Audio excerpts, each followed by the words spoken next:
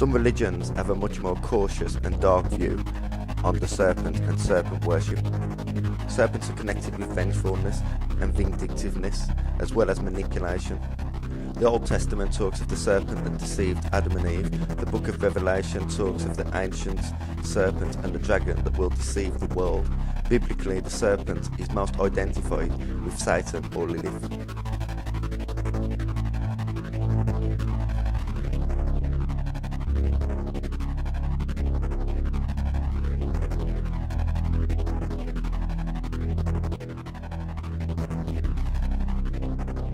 The Epic of Gilgamesh is an epic poem from ancient Mesopotamia. It is one of the oldest surviving pieces of literature in the world, and it dates back to the 3rd dynasty of Ur, or the 21st century before Christ. In the poem, Ur-Narcissus, who features in a story that is very similar to Noah's Ark, is tasked by Enki to abandon all worldly possessions and create a giant ship to be called the Preserver of Life, to ensure that mankind survived the coming flood. He told Gilgamesh there is a plant that looks like a box thorn. It has prickles like a dog nose, and it will prick the one that plucks it. But if you can possess this plant, you will be again as you were in your youth. Gilgamesh retrieves the plant, achieving immortality. Unfortunately for Gilgamesh, when he stops to bathe, the plant is stolen by a serpent who sheds its skin as it departs. Gilgamesh weeps because he has now lost the chance of immortality.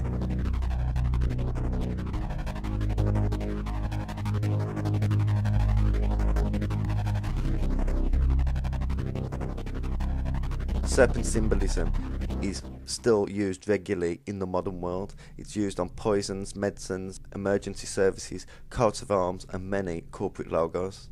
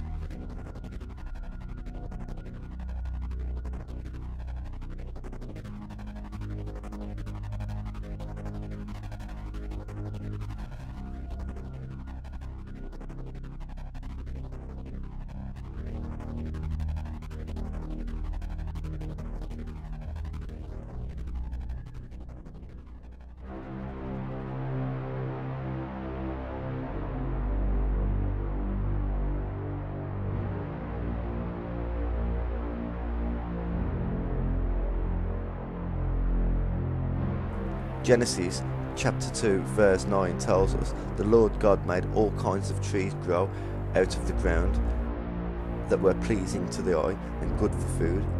In the middle of the garden were the tree of life and the tree of knowledge of good and evil.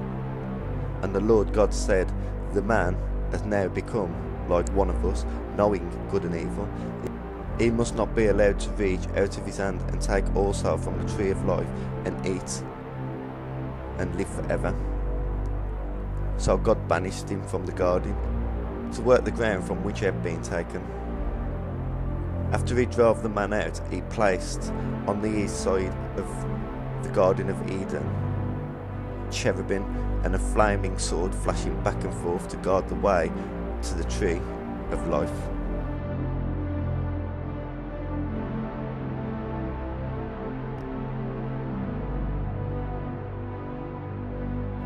In the Kabbalah, the tree of life is represented as a diagram of 10 points. Each point represents a secret.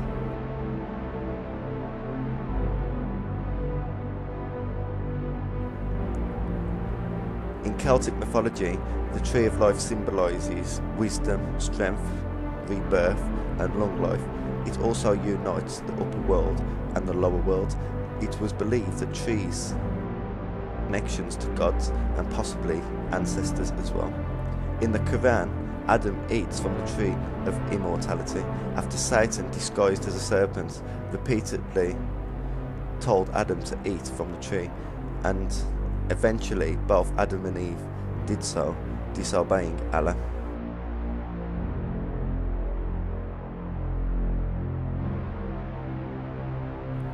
In Buddhist tradition, when Buddha attained enlightenment, he was sat under a type of sacred fig tree called the Ficus Vigilica. The fig tree is also the third tree mentioned in the book of Genesis, after the tree of life and the tree of knowledge of good and evil. Adam and Eve used fig tree leaves to cover themselves after eating from the tree of knowledge of good and evil.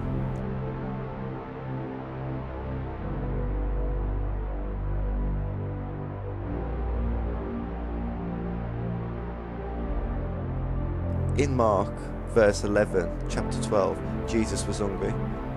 Seeing in the distance a fig tree in leaf, he went out to find if it had any fruit. When he reached out, leaves, because it was not the season for figs, then he said to the tree, "May no one ever eat fruit from you again." And his disciples heard him say it. On reaching Jerusalem, Jesus entered the temple courts and began driving out those who were buying and selling there. He overturned the tables of money changers and benches of those selling doves, and would not allow anyone to carry merchandise through the temple courts. And as he taught them, he says, "It is not written, 'My house will be a house of prayer for all nations,' but you have made it into a den of robbers." The chief priests and teachers of the law heard this and began looking for a way to kill him, but they feared him because the whole crowd was amazed at his teaching. When evening came, Jesus and his disciples went out of the city. In the morning they went along, they saw the fig tree withered from the roots.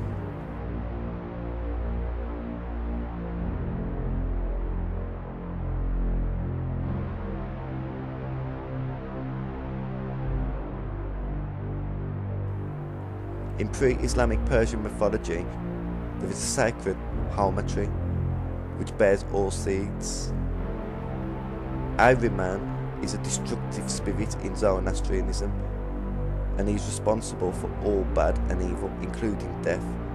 Ahriman created a frog to invade the tree and destroy it in an attempt to prevent all trees from growing on earth. God created two fish. The two fish were called carfish, which are unidentifiable, though some researchers imagine some type of shark. The fish is always staring at the frog, ready to react to prevent it from destroying the earth.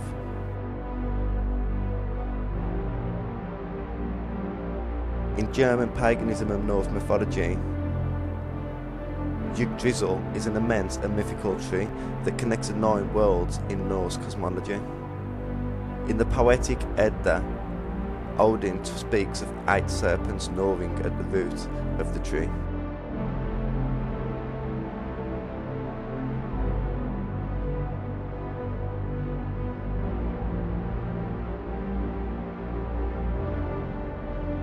The Epic of Gilgamesh talks of the Halupu tree.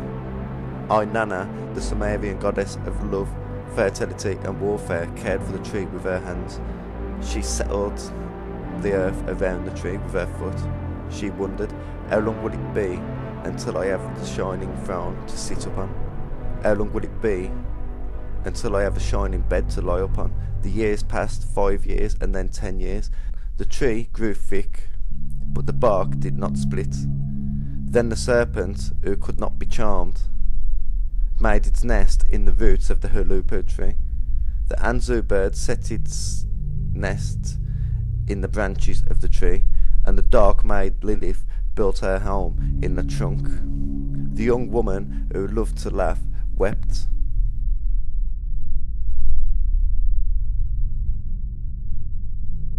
In some writings, Lilith was Adam's first wife. She is thought to derive, in part, from an historically earlier class of female demons called the Litu in Babylonian religions.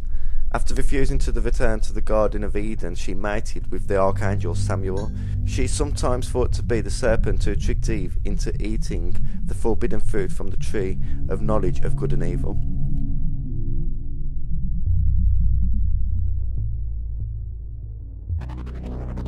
Some religions have a much more cautious and dark view on the serpent and serpent worship. Serpents are connected with vengefulness and vindictiveness, as well as manipulation. The Epic of Gilgamesh is an epic poem from ancient Mesopotamia. It is one of the oldest surviving pieces of literature in the world, and it dates back